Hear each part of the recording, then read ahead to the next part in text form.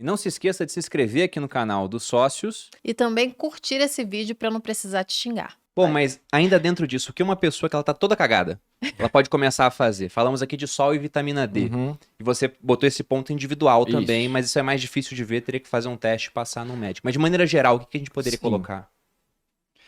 Isso que você falou do continente, achei engraçado, né? Os dois continentes aqui no chazinho e os dois ali no café. É porque a gente não é lento, né? A gente não é lento. Não, porque, deixa eu só explicar isso. Quando a gente chegou aqui no podcast, você vê que eles estão tomando chá, né? Aí eu falei, alguém quer café? Aí o Duprá olhou pra minha cara, você toma café essa hora? E a gente já fez vários episódios aqui no podcast falando sobre cérebro e tudo mais, sobre sono. E a minha briga, inclusive lá no Materializa, é sempre, gente, vamos parar de tomar café às 3 da tarde no máximo. Independente, é uma orientação geral que funciona, né, pra todo mundo. Por quê? Porque o pessoal acha que não faz diferença. Mas o Bruno, por exemplo, ele tinha certeza que não fazia diferença pra ele tomar café 3 da tarde, 5 da tarde, 8 da noite. Tem gente que toma café 8 da noite, gente. É tipo loucura, tem gente né? que toma a próxima hora de dormir. Pois é. Você sabe uma coisa que, pensando no que você acabou de me falar, Bruno, uma coisa que funciona para a maioria das pessoas, vocês não vão acreditar. É a coisa mais barata que existe, a coisa mais fácil de se fazer. Jejum intermitente. Eu ia falar. Jejum intermitente mas aí... é um booster neurológico. Eu estou aqui agora gravando em jejum. Eu também. Geralmente eu tô em jejum, tá porque eu preciso do meu... eu sei que a gente vai resgatar muita coisa, eu preciso estar na minha melhor performance mental aqui com vocês. Então, as pessoas têm muito medo, né, quando se fala em jejum. Vou perder massa magra, vai acontecer isso, acontecer aquilo. Não vai nada. Existem as formas adequadas de fazer. E o jejum é uma forma, esse exemplo dessa pessoa que está toda errada, que está fazendo tudo errado.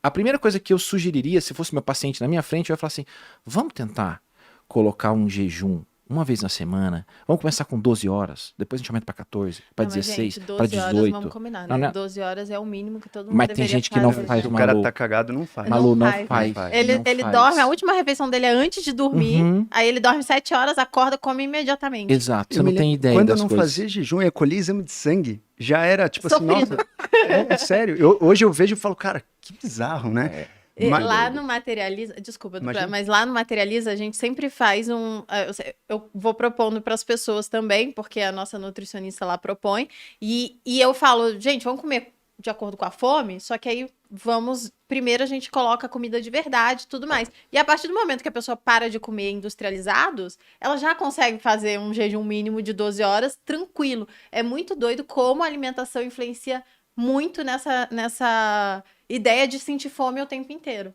E nesse cara que você falou que está completamente destrambelhado, e o Luciano brilhou muito de lembrar do jejum, porque eu acho que se pudesse resumir o que esse cara podia fazer para ele melhorar, chama-se desinflamar, tirar a inflamação.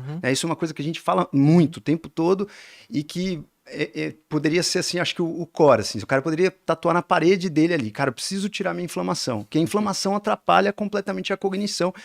E muitas doenças são causadas pela inflamação. E quando a gente fala em jejum, tem muita gente que põe o jejum como se fosse uma coisa, nossa, perigosa e etc e tal, mas se você fosse resumir como algo muito prático, muito fácil, é interessante. Porém, pessoas que não fazem jejum, se começam a fazer um jejum muito longo, vão com muita sede ao pote, eles podem piorar a cognição. Tem um artigo bem interessante mostrando com as decisões judiciais. Os juízes na Itália, eles viram quantas sentenças erradas os juízes davam depois do almoço e antes do almoço. Quando os juízes estavam com fome, nesse artigo, eles tendiam a dar mais decisões erradas do que quando os juízes estavam alimentados. E aí a gente pensa, esse trabalho foi um trabalho feito com juízes que não praticavam o jejum. Se esses juízes praticassem o jejum, ia ser exatamente o oposto. Quando eles comem, vem o brain fog, você fica um pouco mais lento, você fica naquela leseira após comida, e antes de você comer, você está voando. Então depende muito da sua flexibilidade metabólica. Você precisa estar acostumado a trabalhar o teu carro tanto com açúcar, que é o que o nosso corpo quebra mais fácil, quanto com ou gordura ou seu estoque, que a gente estoca muito em forma de gordura. Depois o glicogênio, que é em forma de açúcar, a gente estoca em forma de gordura. Então, se você, por um acaso, não tem esse treinamento do seu metabolismo, para ir na sua despensa, como se estivesse na tua casa, muitas pessoas só conseguem ir até a gaveta dos doces. e aí param ali. Muito Outras bom. pessoas conseguem até a despensa e realmente pegar a comida que estão armazenada na despensa. Essas pessoas podem ficar em jejum. As pessoas que só estão acostumadas a abrir a gaveta e comer o chocolatinho não conseguem ficar em jejum. Mas aí vale dizer que aí é treinamento, adaptação. Então, obviamente, você não vai de uma hora para outra fazer 24 horas de jejum, 16 horas de jejum. Mas, a partir do momento que você vai mudando sua alimentação e vai se adaptando, você vai conseguindo. E, no geral, quem acha que não consegue, geralmente as pessoas que mais conseguem. Que mais tem resultado. Mais tem resultado e tem a capacidade adaptativa muito grande. E sabe uma coisa interessante? Que a gente não faz um jejum seco, só um jejum em si. Existem muitos otimizadores do jejum. E a gente pode usar esses otimizadores. E esse é maravilhoso. É o TCM, tríglicerídeo de cadeia média. Que vem do óleo de coco. Exato. Isso é um otimizador.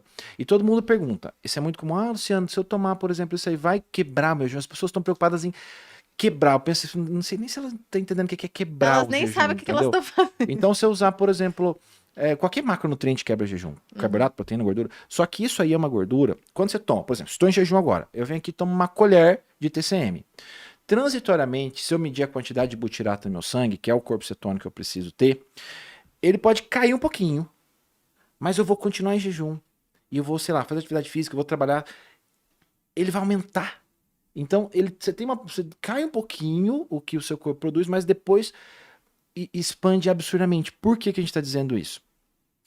Que eu trouxe esse assunto de jejum e dos otimizadores. Porque quando a gente faz um jejum metabólico, em que a gente tira todos os macronutrientes que vão fornecer energia, né, exógena de fora, então eu vou depender do que eu tenho de estoque. O jejum, o propósito é esse, para produzir corpos cetônicos. Então, ao invés de ser a glicose ser a moeda energética, o corpo cetônico passa a ser a moeda energética. Isso para o cérebro é maravilhoso, principalmente se o indivíduo estiver muito inflamado. Então, essa pessoa muito inflamada, ela precisa desinflamar e ela precisa treinar o cérebro dela para se interessar por outros tipos de energia que ele nunca apresentou. Existem pessoas que passam por esse mundo, vivem 90 anos e não sabem o que é usar 1 nanomol de corpos cetônicos de energia. Porque se você come 3 em 3 horas e toda essa refeição tem carboidrato, seu corpo vai produzir corpos cetônicos para quê? É visto como uma energia alternativa. Sim, e os corpos cetônicos, eles sempre são opostos à glicose. Então, enquanto tem glicose, né? É preferencial. É preferencial. É mais fácil. Metabolicamente é muito fácil você usar uma glicose 6-fosfato para produzir energia lá no final. Entendeu? É muito fácil para o metabolismo isso. O metabolismo ele é safadinho, sabe? Então ele vai sempre naquela via mais fácil.